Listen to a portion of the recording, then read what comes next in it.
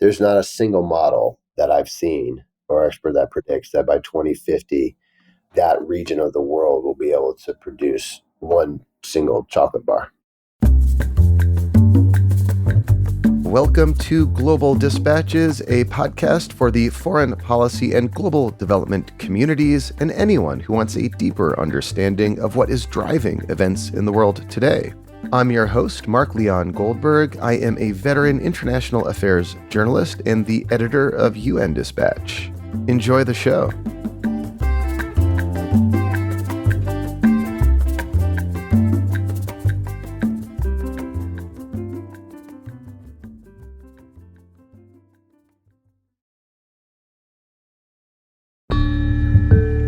A few weeks ago, I attended one of the more interesting dinners of my life.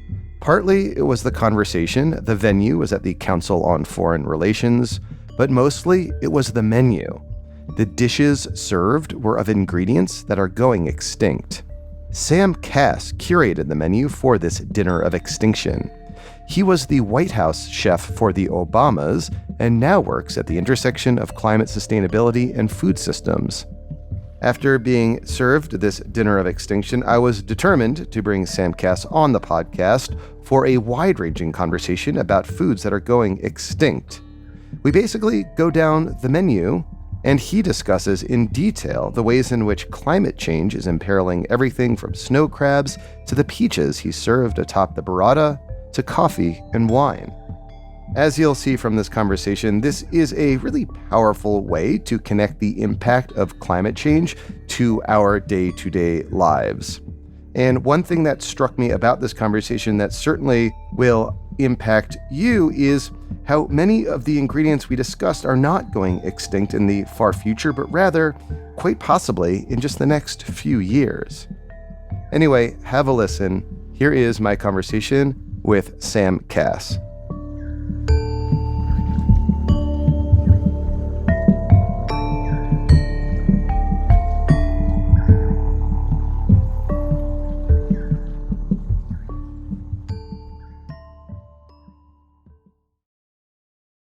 Can you explain where the idea of the dinner of extinction came from?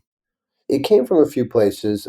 The first one I did was back at COP15 in Paris and really started looking at what the science was saying climate change is going to do to many of the ingredients that we know and love, and also looking to try to figure out ways that we could make these issues more relevant and connect them more deeply to people working on this issue and people who aren't working on these issues. Because I think the environmental movement has failed miserably in connecting these issues to people's lives. And it's part of the reason why for decades we couldn't really get voters voting on this and caring about it. It's now starting to change when we see fires and floods and hurricanes and the rest, droughts sort of taking over. So it's becoming more visible. But, the word climate change doesn't sound bad at all. 2 degrees warming actually sounds pretty good, at least for a guy from Chicago. It's like, all right, 2 degrees, that doesn't sound so bad. So, I think people don't really understand what those words mean, what's really at stake. And so this menu is designed to try to help people understand really what is at stake when we say these words and what does the future really look like.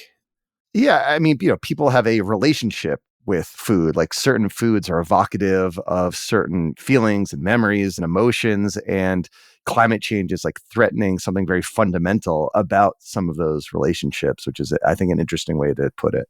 Yeah, I mean, you start going down the list, which I can. I'd love to. So let's start with snow crab. I mean, talking about relationship with foods, I love all crustaceans and snow crabs in particular. That snow crab salad was absolutely delicious, but it's something I suppose is likely threatened by warming ocean temperatures. Can you just kind of talk a little bit about snow crabs, which to me, I always kind of associate with New Year's Eve. It's a fun splurge. Yeah. What's going on with snow crabs? Yeah, so our oceans are absorbing about a quarter of the carbon that we're releasing into the atmosphere. And that carbon is changing the pH level in our oceans. It's making our oceans more acidic. And that acidification makes it very difficult for shellfish and crustaceans. So you're talking not just crab, but lobster, shrimp, and all the shellfish, scallops, oysters, clams, mussels, etc. Makes the babies have a real tough time forming their shells. In addition, and you're right, the waters are also warming, and that's leading to lower oxygen levels in the water. There's actually like heat waves happening under the water. And the combination of that is having a devastating impact on these fisheries. So, for example, this past year, they had to close the snow crab fishery in the Pacific Northwest for the first time in history. In 2018, there was 11.7 billion crabs in the fishery. This last year, 5 years later, there was 1.9 billion crabs, which means we've lost about 80% of snow crabs. And scientists genuinely don't know whether there will be any left next year. Next year. Yes, next year. Wow. Yeah.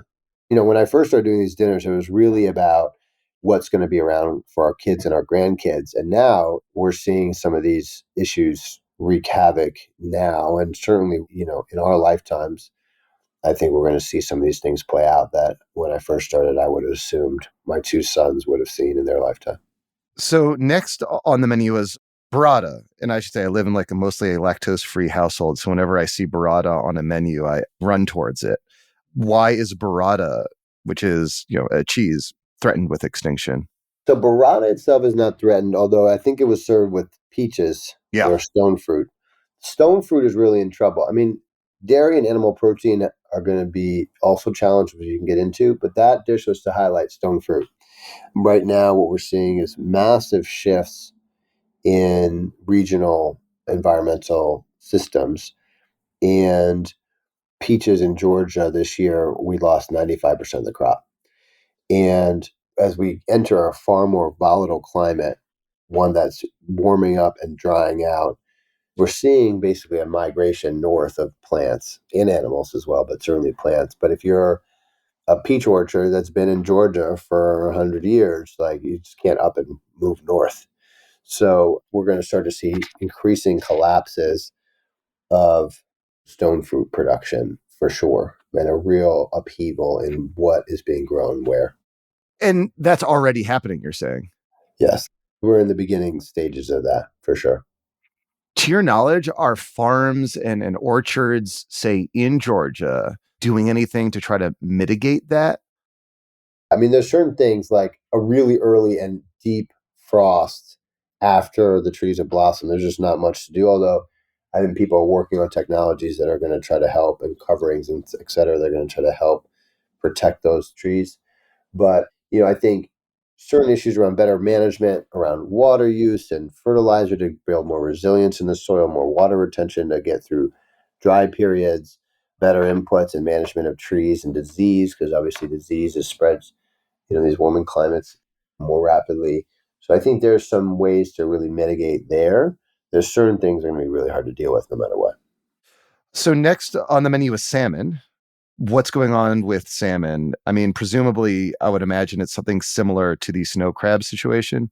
So salmon face those same things around the warming waters, which is impacting them, but also impacting a lot of their feed. I think the thing to remember about shellfish and crustaceans is we're not the only ones who love to feast on them. There's a lot of actually much smaller zooplankton and much smaller animals that are getting also really impacted at the lower parts of the food chain that support this whole ecological system.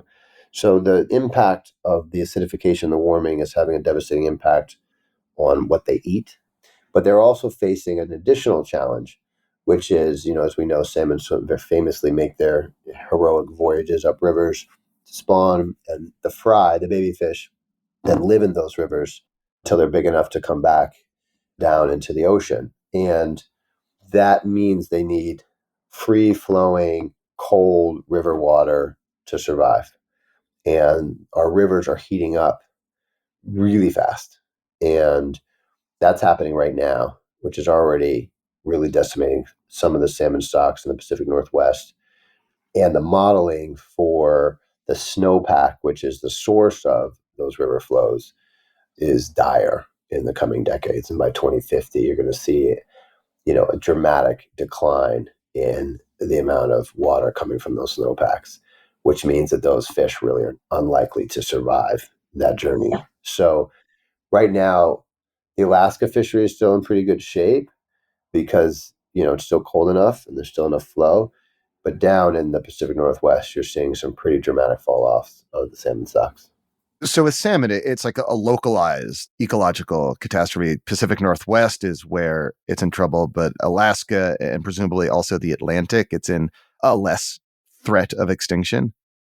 Yeah, but I mean, we're in 2023, so what you're seeing is the warming is increasing year over year. And so basically the temporal zone is moving north and south.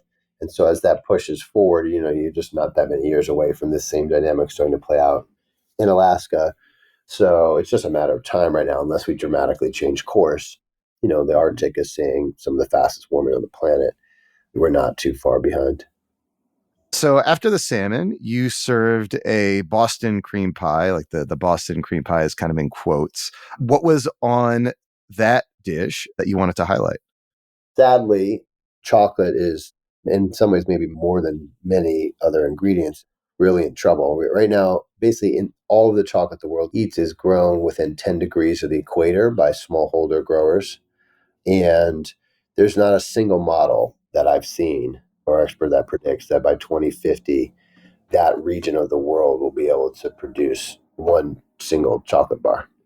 It's just going to be way too dry and way too hot to support that system of agriculture, which means that those trees are going to have to figure out how to walk.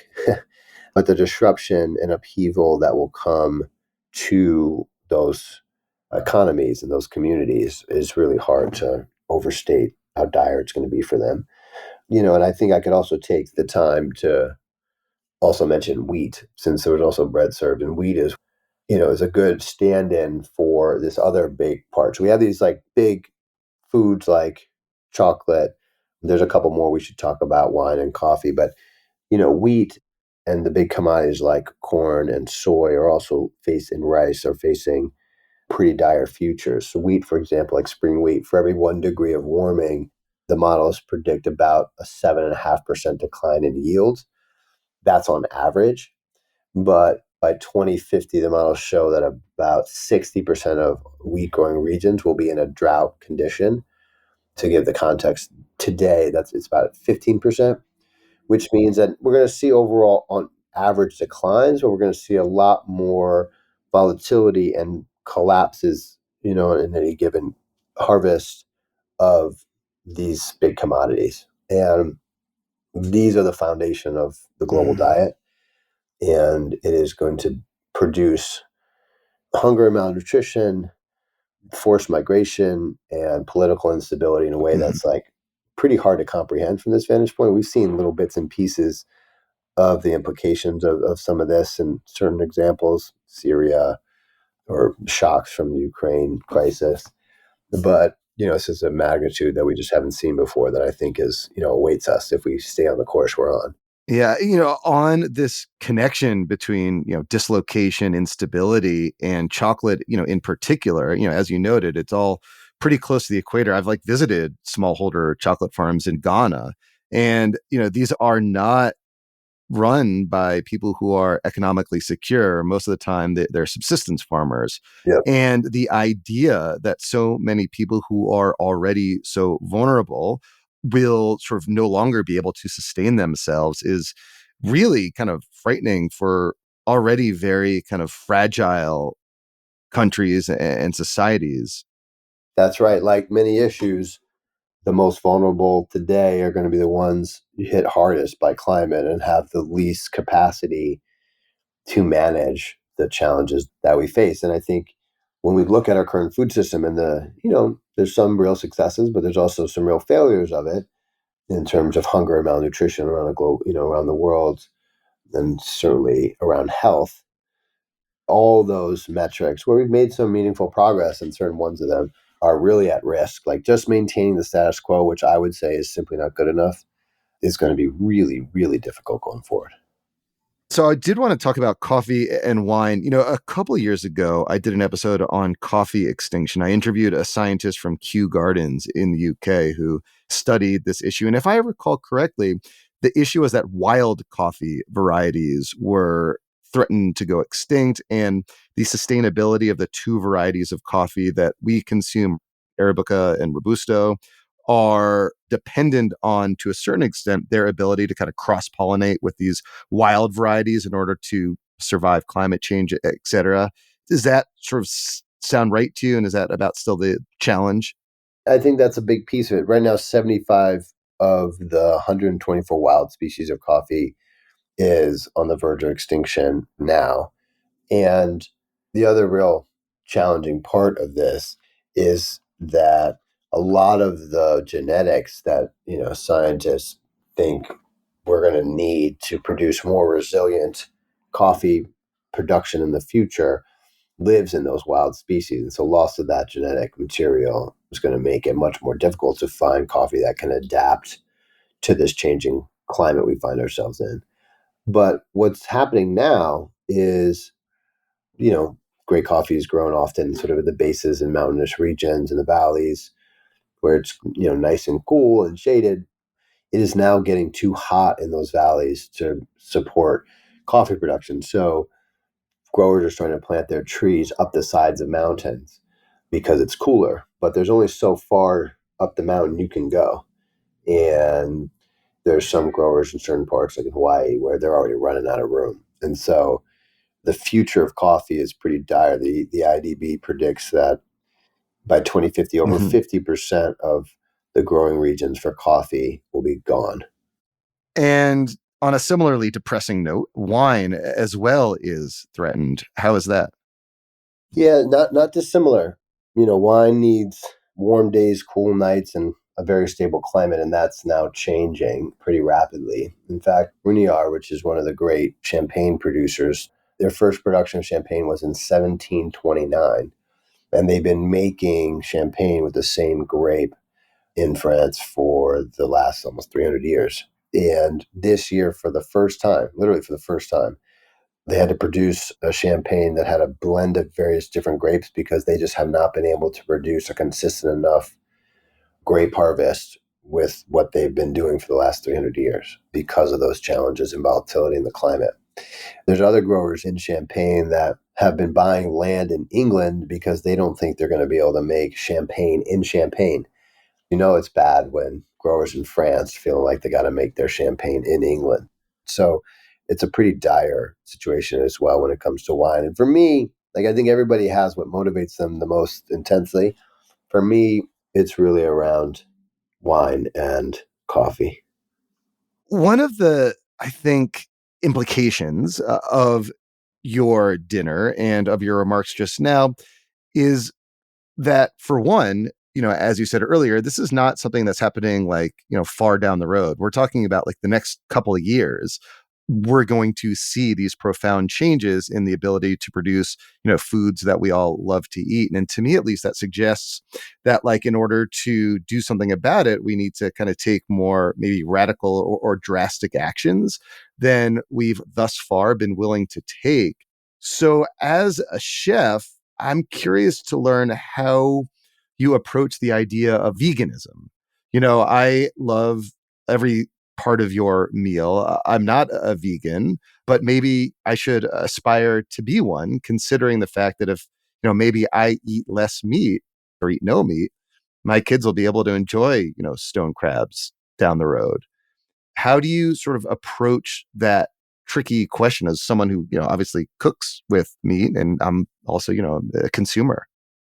I think we have to be asking ourselves, how can we be a part of the solution wherever we find ourselves doing whatever it is we're doing? And, what we eat is definitely a piece of that. So, as a chef, I really can never imagine myself being vegan. I'm definitely not a vegan, but I am actively working to eat less animal protein. And the protein that I do, try to make sure it's always pasture raised. And I work to eat much more chicken than certainly steak. I don't eat much beef these days. And, we'll have a pork chop that's from a wonderful regenerative farm that's insanely expensive, but try to do that only every so often. But I think that's one part of it. And so, if you want to be a vegan or vegetarian, I think that's a great thing to do. I support it. If you want to have a little bit of meat now and again, I think that's also fine. But being conscious of those food choices and supporting companies that are actively trying to instill those kind of practices, I think is really important to shift the culture and the expectation in the industry about what we expect companies, both big and small, to be doing when it comes to regenerative agriculture and improving the system that produces our food. That's not enough in and of itself. Like the food industry, although it's a major driver of greenhouse gas emissions, number two globally, number one use of fresh water, 70-80% of the world's fresh water goes into ag, number one driver deforestation. So like it is a major part of the problem, but the problem is not just food and ag. And so part of the problem is our politics. So, we need to vote. We need to get active in the political process. We need to make sure that we're holding people accountable for their climate change policies and voting them out if they're not. Like that's also a big part of it. Our businesses, wherever you are in a school, in a corporation, whatever it is, working on what is the company doing, advocating for strong policies in the company level or your community organization about what we're doing to be part of the solution. I think we're at a place where it's going to take kind of every piece of the puzzle to meet the moment and make sure that our kids are going to be able to enjoy the bounty that we have. And I think, look, there's a lot of forces playing out, but we're making some real progress on a policy standpoint. And there's more to do, but we're seeing some real breakthroughs there. And got to give President Biden a lot of credit on that. And in food and agriculture, I mean, the part that gets me very excited, and I'm a partner in an investment fund investing in climate change, environmental health, human health through food and ag systems, early stage companies, is what's really emerging is the realization that, particularly with some new pieces of technology, food and agricultural systems, I believe, are really the only system on Earth that can not just reduce its negative impact, but actually can sequester enough carbon to fundamentally shape the emissions level of the globe in the time horizon that the science says we have. And so, right now, there's 110 billion metric tons of carbon used to be in our agricultural soils that are now in the atmosphere. That's 80 years of our current footprint. And I think there's a huge opportunity to start basically paying farmers for regenerative practices that could really solve, the world's most existential threat to life on Earth and really shift how we're producing food at scale. Is the idea of sort of paying farmers to do regenerative practices to do more to sequester carbon, is that like fundamentally like a policy issue that you think governments should get involved in, or is it something that you think is more in the realm of the private sector? The answer is absolutely both. I think right now there's a healthy and robust debate about the role of carbon markets and carbon offsets, which I think is, good to have the debate because there have been a bunch of bullshit credits sold and plenty of greenwashing out there. And my environmental advocate community, who I love dearly and very close with, are right to call people out on that. I do think, though, that carbon offset market is an absolute critical part of what is going to produce the change. There's going to be, for a while, a bunch of unavoidable emissions. And, we need to find the resources and capital to help pay for transitions of other industries. So, I'm totally fine with big tech paying farmers hundreds of billions of dollars to create a at scale, massive regenerative agricultural system. Like I'm up for that.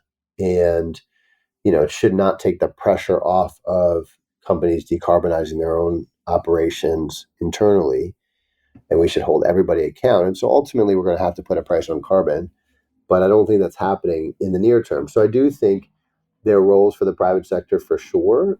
I think it's largely going to be driven from the private sector. But what we do need government to do is set some clear rules of the road, some standards on how these things need to be measured, standards on additionality, meaning like, are we actually taking out carbon? And I do think that's where this becomes less in the gray. I think the gray and the controversy has been much more around like, let's protect this forest that may or may not have been cut down, and really what has been the benefit versus like, we just took this ton of carbon out of the air, we trapped it somewhere like in the soil or in concrete. I can measure it and verify it.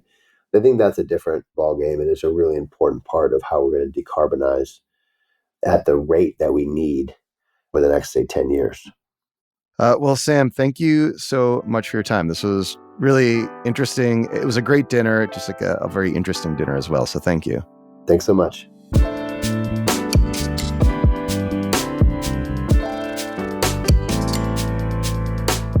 Thanks for listening to Global Dispatches. The show is produced by me, Mark Leon Goldberg.